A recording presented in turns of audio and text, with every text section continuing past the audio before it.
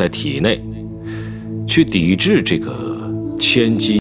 Haya mtazamaji, karibu sana, tunaendelea mbele na sasa tupo katika episodi ya 26. Burudani inaendelea. Haya, basi tulipoishia ni hapa na umeweza kujionea mazungumzo kati ya bosi Shao pamoja na binti ambaye ni Miss D. Kwa hiyo kumbe huyu mjinga alikuwa anadanganya hapo. Hata hivyo, unajua kuna namna pia kutumia muombo. Kuna namna ya kufanya unaona kuwa dawa. Kwa hiyo sasa nifanyaje saa hizi bosi Shao? Sasa wewe nielekeze tu, mimi nitafanya kila kitu. Sema haraka. Kuna namna. Lakini sasa inabidi uwe na moyo. Sijui utaweza. Kwani kuna shida gani? Ili jambo linatakiwa lifanyike haraka kuokoa maisha yake. Ni rahisi tu. Unajua hata hivyo huyo sijui kama atakuwa virgin bado, atakuwa bikra kweli wewe jamaa bado. 大小姐，礼服已经准备好了，请您试穿查验。 Anaambiwa nguo yako ya harusi iko tayari. 你们都下去吧。 Anasema mimi sitaki kuivaa. 让你们下去，听见没有？ Nimeshawaambia mtoke nje.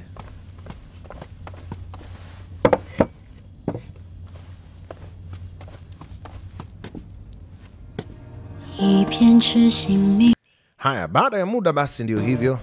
Unaweza kuona Miss Ma alipata muda kwa ajili ya kuingia kidogo mule ndani, kwenda kumuona mwamba anaendeleaje. Hali yake imebadilika. Hata ukimwona mwili wake, hata midomo na imebadilika. Hii ni kutokana na sumu ile aliyopewa. Maana yake ni kwamba athari ambayo inaweza ikamfikia na kumdhuru ni iko kwa kiasi kikubwa sana. Sasa unaweza kuona kwa kifupi ni kwamba katika watu ambao pia wameiacha heshima nzuri kwa bibie huyu Miss Ma, kijana aliacha heshima nzuri sana, heshima ya hali ya juu sana. Kwa maana ya kwamba yeye ndo mtu wa kwanza kuingia katika nyumba akiwa anajifanya kwamba yeye ni Murong. Sasa kuna utaratibu fulani na masharti fulani ambayo inadaiwa pia yanaweza kumfanya mtu aliyetumia sumu kama hii akawa salama. Yaani inasemekana kwa jinsi ambavyo bosi Shao alikuwa anaelezea pale kwamba ikiwa unahitaji mtu wa namna hii apone, inategemea. Inaonekana pia maandalizi ya ndoa yanakuchosha. Mwambie dada umeleta nini? Basi Chui naona akaanza kuangalia vazi la harusi. Sema hii utapendeza sana ukivaa. Nimeona nguo chache sana kama hizi duniani. Kwanza huwezi fananisha na nguo ya aina yoyote nyingine. Zipo rangi za aina nyingi duniani. Lakini rangi hii nyekundu ndio rangi ya kipekee ambayo inaonyesha utajiri. Hebu angalia hii rangi nyekundu jinsi ilivyo. Angalia hii nyekundu inayong'aa. Kusema hata kitambaa nacho ni kizuri. Nilichokuwa na kueleza ni kwamba wakati ule tulimuona Miss D akiambiwa na bosi Shao kwamba inatakiwa kama binti ni bikra. Sasa sijui kama ni ukweli au ndio mbwembwe, kwamba angelala na yule jamaa basi pia ingemsaidia yule jamaa kuwa sawa. Sasa sijui tumeona mwanzoni hapo kama kuna namna tulimuona Miss Ma ingia kule akafunga milango. Sasa sijui ni ukweli, kuna kitu kiliendelea au vipi. Sasa tunaendelea mbele. Mwishowe walivaa tunguo uto, wakakaa kwenye kioo pale, kila mmoja akimuonesha mwenzie. Angalia jinsi ulivyopendeza, na wewe namwambia angalia jinsi ulivyopendeza. Unajua mara ya kwanza tulipokutana mimi na wewe, nakumbuka bado jinsi ulivyokuwa unanishangaa. Ulinishangaa ni mpaka nikakimbia. Nilikuwa nashangaa mavazi uliokuwa umevaa. Mimi hata sitaki kukumbuka. Lakini ninachokumbuka tulikuwa na furaha sana. Namwambia hata usijali. Sema ni ukweli kabisa. Ilikuwa raha sana tulipokuwa wadogo. Unajua mimi nilijuaga sitaka nije kuvaa nguo ya harusi. Lakini leo umelifanya basi hilo azimio langu kutimia. Dada, inaonesha ulipitia mateso mengi. Akamwambia lakini nilikuwa niko tayari, ndio maana nikapitia hayo bila shida. Hata hivyo mimi nilikuwa mkorofi inaonekana zamani. Unajua sisi wawili inabidi tuwe karibu sana. Basi itabidi sisi wawili kuanzia sasa tuendelee kusaidiana mara kwa mara. Kwa sasa hakikisha unamalizia maandalizi ya sherehe yako ya ndoa yako nzuri ili mambo yako yapate kwenda. Kwa upande mwingine nataka nikwambie kitu kimoja, basi sasa hivi tuko salama, hakuna hatari. Na pia babu, asana muita babu au baba yake mlezi, sasa ndo anamuita hivyo. Anakutegemea sana. Natumai kwamba anaelewa nini ambacho kipo huko nje. Hata hivyo naogopa sana kuhusiana na Fu Hongxue. Bado sijui jinsi ya kukabiliana naye, na ukizingatia pia uwezo wake ni ngumu sana kupambana naye. Dada yangu mimi nitakusikiliza. Kuanzia sasa Fu Hongxue sintahitaji kuwa naye karibu tena. Umeona bwana, akamwambia pale. Basi Miss Ma akamkumbatia. Wakawa wameshamaliza kuongea mambo yao. Muda unakwenda. Pamekucha tayari. Basi hii ni kusema basi ndoa imekaribia. Baba yangu wa mbinguni, ninaomba unibariki.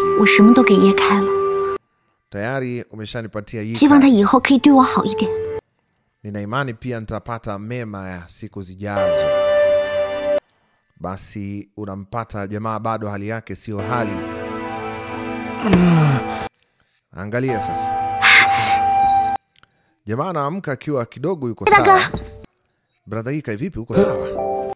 Jamaa anaamka kama vile unamwona ana nguvu kabisa. Imekuwa vipi tena nimefika huku jamani? Binti anamwambia umefufuka. Malaika mtoa roho amekusamehe. Basi jamaa akashangaa. Kila akiangalia nguo zake zimebadilishwa.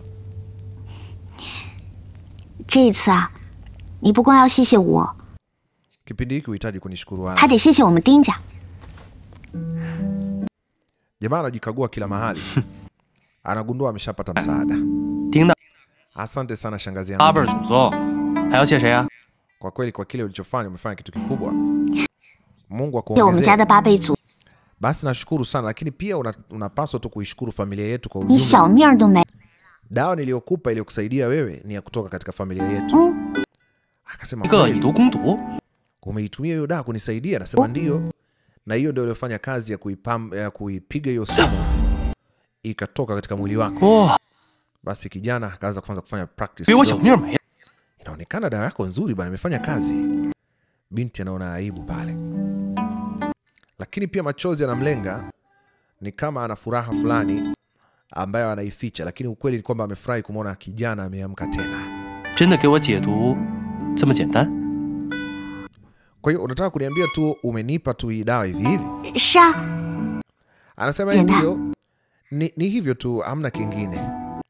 Aibu nyingi nini? Jamaa anamsoma tu pale. Inawezekana kweli? Haya, kijana akaelewa. Anacheka kidogo. Wewe unanidanganya. Anasema hapana, sikudanganyi.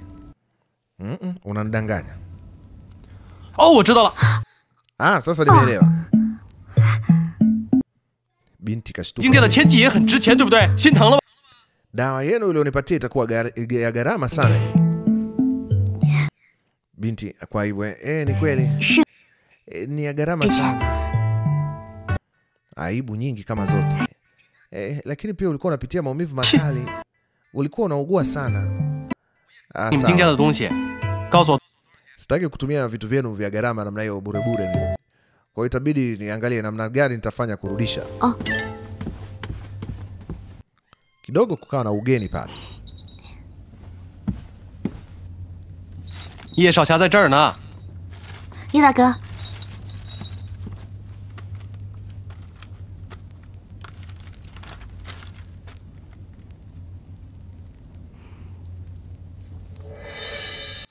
Alisoma ile barua kwa utulivu mwingi sana. Binti ajui kilichoandikwa. Akauliza jamaa, akauliza leo ni nini? Akaambiwa leo ni tarehe 17 mwezi wa 8. Leo Agosti 17 sio? Binti akiwa anatabasamu. Mwamba kama kuna ujumbe ushamfikia. Wakati huo basi kasri kule wanaandaa sherehe ya harusi. nafikiri mpaka kesho au kesho kutwa wageni wengi watakuwa wameingia. Inabidi tuandae pia watu wataeka wapi farasi wao. Kuna jamaa anaitwa Yun Yo, naye pia ni mtu maarufu sana, lakini vile vile pia ni mtu wa kuangaliwa sana na kwa kama vile ambavyo tumeagizwa na kiongozi wetu, inabidi tutengeneze mazingira. Inawezekana pia mzee kesho akatoka nje kwa sababu ni harusi ya mtoto wake. Inabidi tuandae mazingira ambayo ni usalama. Wewe umemwona bosi kwani? Kwa nini unaniuliza? Kwani kuna tatizo?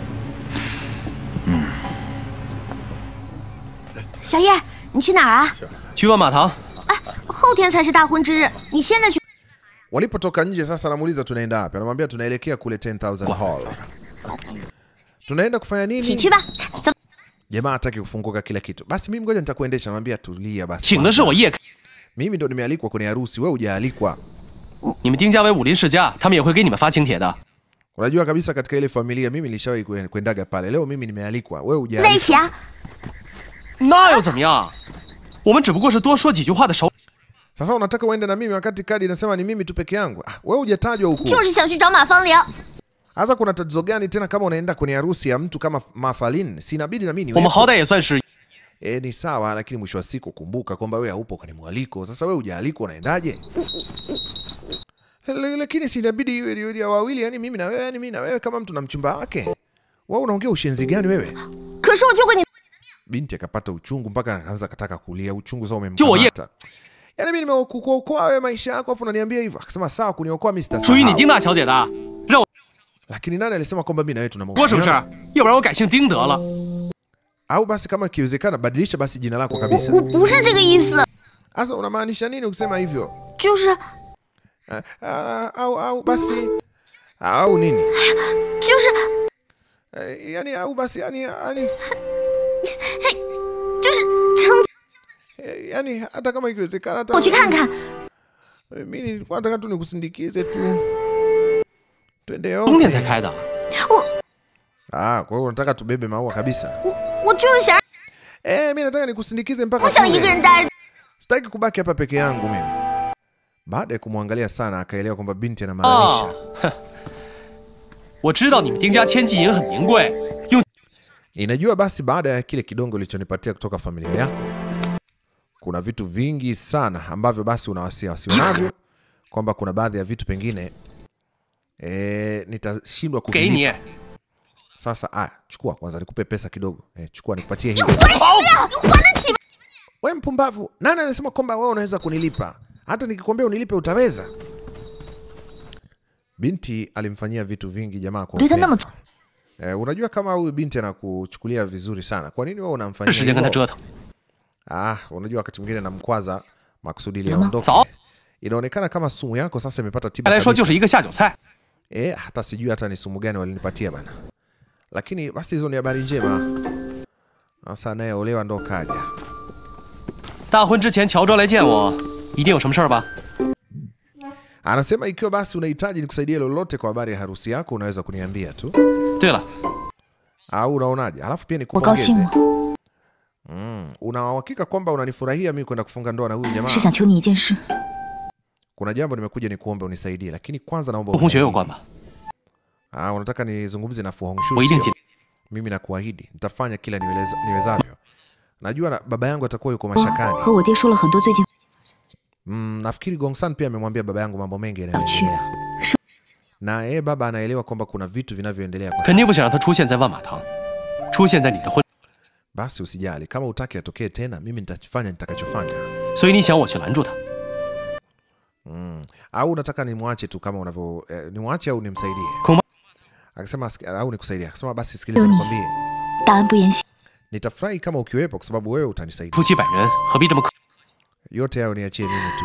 那我就告辞了。 Basi sawa, ngoja mimi niende. Akamwambia subiri. 未来你有什么打算？ Una mipango gani kwa ajili ya future? Anamwambia nina mipango mengi sana, lakini yote ni siri yangu. 想开点。 Usiogope kunishirikisha. Maana yake naweza nikakushauri pia. Anamwambia mimi napenda unavyowaza. Wewe ni mtu wa kujitegemea, unajisimamia mwenyewe na kila kitu unachofanya kinafanikiwa. take care, akamwacha pale.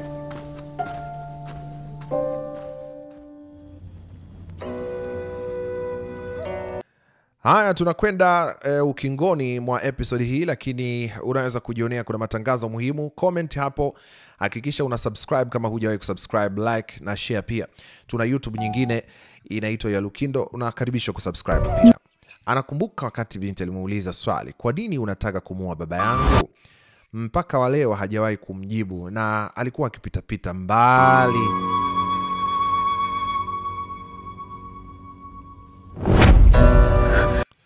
Hajasahau pia walipotoroka pamoja wakiwa huko katika jangwa.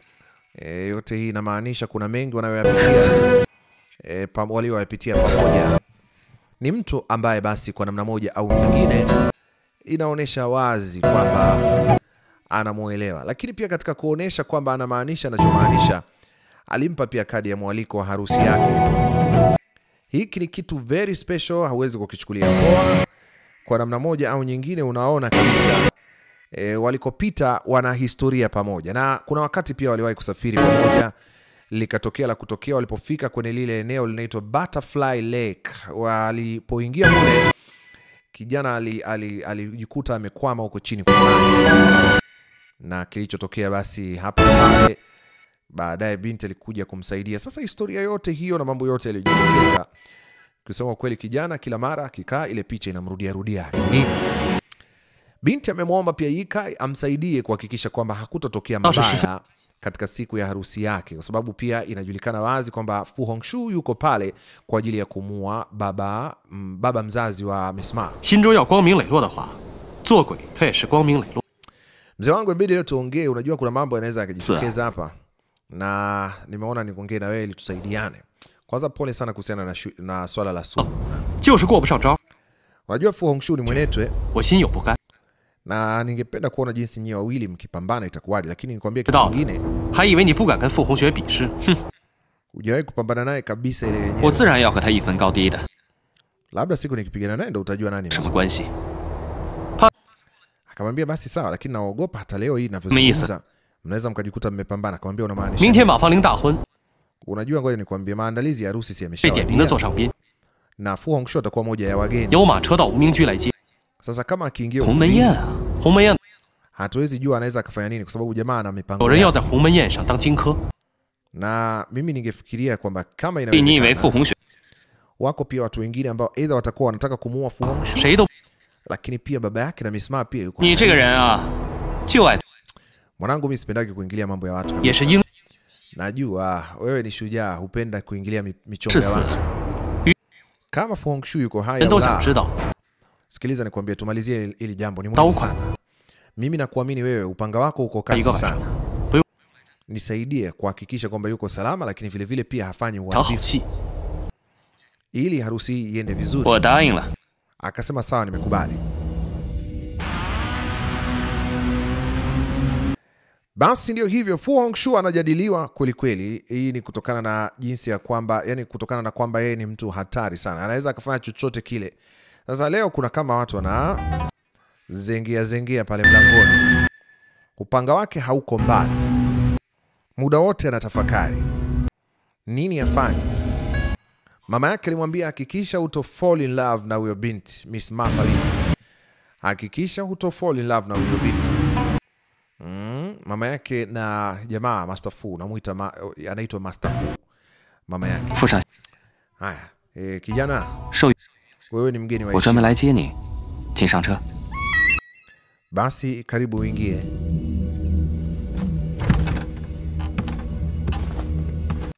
Sasa gari linatakiwa kwenda harusini. Taratibu taratibu gari linakwenda pole. Wale wote ambao ni wageni waalikwa walichukuliwa kwa heshima, waliotoka mbali walipatiwa usafiri, na mwamba yuko kwenye gari anajiamini kweli. Anaamini kwamba safari itakuwa salama na hapatakuwa na madhara ya aina yoyote.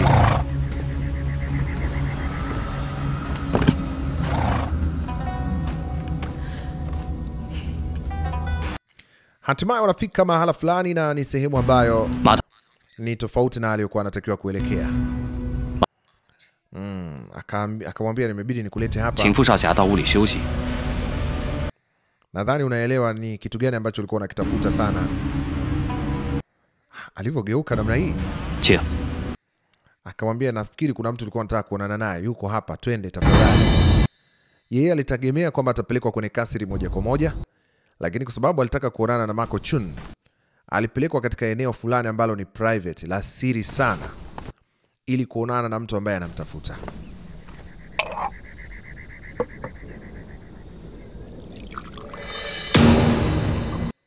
Lakini alipomtazama mtu huyu aligundua kwamba huyu mtu ni muongo. Hata sura yake tu inaonekana kabisa ni sura feki. Akamwambia basi kiongozi wangu, hebu tulia kidogo. Huyu unayemsubiria atakuja muda so mrefu. Akaitoa ile mask usoni. Kwa hiyo sura ya yule jamaa ikapatikana. Na basi tumeshajua kwamba sura ile iliyopatikana ni moja kati ya yule mshikaji ambaye basi anakuwa karibu sana na Ye Kai.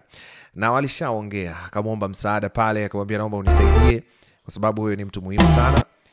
Naomba unisaidie kwa vyovyote vile, kwa namna fulani mcheleweshe Fu Hongxue. Sasa basi inaonekana ameshtukiwa mapema sana, lakini pia kingine ni kama vile jamaa anataka wapige kama mechi moja hivi, wapambane yani katika kupimana msuli kuona nani ni nani. Umeona bana?